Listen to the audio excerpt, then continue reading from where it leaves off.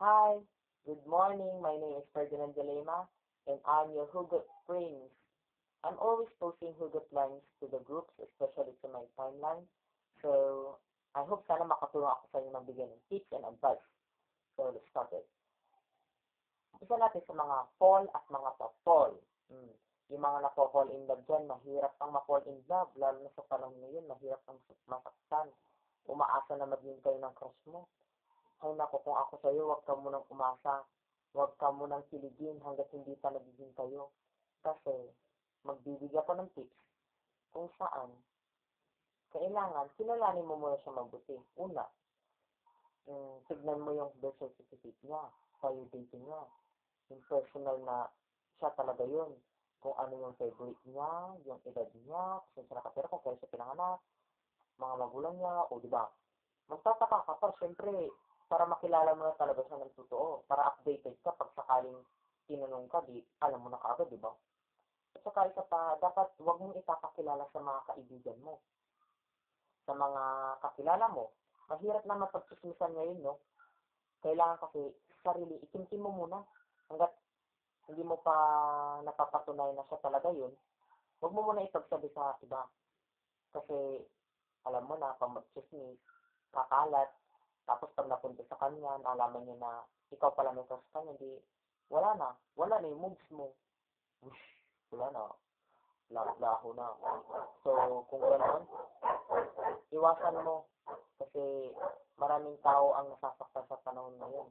At pangalawa, yung katangian niya, tignan mo kung mabait pa siya, mapagmahal, masipag, matulungin, kung may takot na siya sa Diyos. Kung yung mga katangian na yun ang nararapat para sa kanya, why not? Kung swerte mo, magiging kayo, di ba? So, kung ganun na lang, di, okay, achieve, di ba? Kaya, kung yung mga ugali niya na masama, mapagbintang, tapos, lagi na sinasaktan, binubulyawan. Ayos na ko, kung ako sa'yo, layasan mo na yung taong yun. Hindi siya nararapat sa'yo. Saka, bago ka lumas, batukan mo, para na makauhan siya. Grabe siya, ha? So, yun. At pangatlo, dapat, makipagkaibigan, makipagkilala ka naman. Kahit saglit lang, kilalanin mo. Hi, hello. Ako nga pala si ganito, ganito, ganyan. Kilalanin mo, makipagkilala ka. At magbigay ka ng joke na talagang, yung makikisabay siya, yung makikipagkwentuhan talaga siya, yung matatawa siya, mapapangiti, kahit na hagay at saka walay yung joke mo, at least mapangiti mo man siya, o di ayos na, di ba?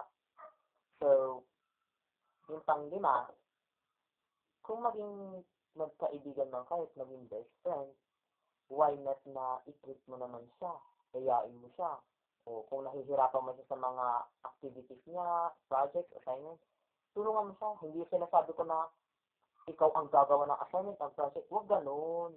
Ano siya, wala siyang kamay? Hindi, ganito kasi ang gawin mo.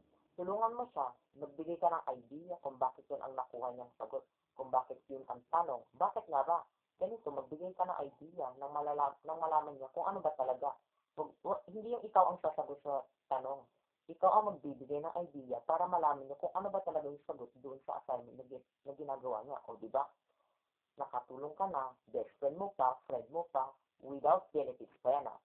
Eh, paano kung maging kayo, lucky girl and lucky boy ka, be, kung ganyan ginawang kalalabasan, o di ayos, di ba? Ha, sa wakas, kikiligin ka na pag uwi mo sa bahay, itapo mo na yung kumot, tapo mo yung unan dyan, tapo mo yung gamit mo, tarong-tarong ka dun sa tanong ng nanay mo, hoy, ano nangyayari sa'yo, sinasaniban ka na naman dyan. Ang sasabihin mo lang, kinikilig ako mama, o di ba? Astig, o saan ka pa, kikiligin ka, pero wag ganun ha, mamaya pati nanay mo, sasaktan mo na. At huwag mong pababayan ang pag-aaral mo. Kung magpapa-apekto man yan sa buhay mo, huwag mong pa-apektuhin. May oras dyan, may oras para sa pag-ibig, may oras din para sa pag-aaral. Pero kung ako sa'yo, mag-focus ka muna sa pag-aaral mo at after, after ng, after ng schedule mo sa pagpasok, di pag-uwian, sabay kayo, di ba? O, dun ka may oras sa kanya. May oras ka sa recess, sa lunch, sa break, o, di ba? Eh, paano kung naging kayo na talaga? Lucky mo. Pero, hindi dyan nagtatapos ang lahat kung maging kayo man. Isipin mo, kayo nga, Pero hanggat kayo pa rin, may aagaw at may aagaw pa rin sa kanya. Oo, inaamin ko mahirap ang magkaroon ng love or relationship, di ba? Dalawa lang kayo. Paano pag may sumingit na isa? O kaloka na, girahan na yan, bombahan na yan, barilan na yan, sabunutan na yan, satakan na yan, o wala na mangyayari. Kaya kung ako sa'yo, patibayin mo ang pagmamahalan ninyo. Suriin mo, baka mamaya meron diyang ahas na pag-alagala lang. Tinuklaw ka, wala na, naiwan ka na dun. Inahas na yung partner mo. Kaya, yan tips ko ah. So, kung hindi man magiging kayo, huwag kang masaktan din, huwag kang masaktan tol. Kasi ganyan talaga ang buhay. Paminsan, hindi dumadaan sa tamang oras at panahon. Darating yan, kung talagang, sa'yo na talaga siya darating. Darating yan sa tamang oras, tamang panahon. Kung hindi pa ngayon ang tamang oras at panahon, di, huwag ka munang umasa, huwag ka munang masaktan. Alam mo ko kasi mag-focus ka muna sa studies mo, sa ginagawa mo, hobby, trabaho, or what.